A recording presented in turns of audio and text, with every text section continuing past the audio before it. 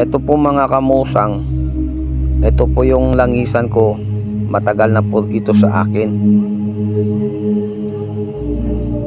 Ang sa loob po ito ay mga libon po or fossilized na mga shell. At may mga ibang sangkap po. Meron po mga santuara, haring bakal,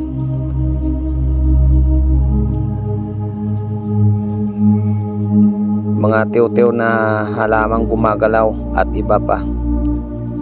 Ito po ay tested ko na po ito.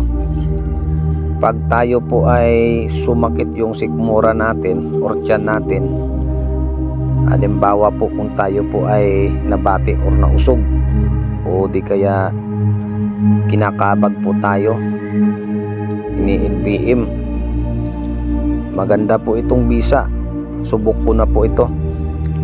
Ito po ay kumuha po kayo ng mainit na tubig, kalahating baso, at pinapatakan po ng 3 patak ng langis.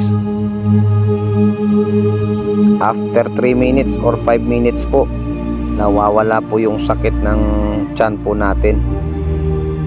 Ito po ay subok ko na mga kamusang, at ito rin po yung pinapainom ko sa mga pasyente ko.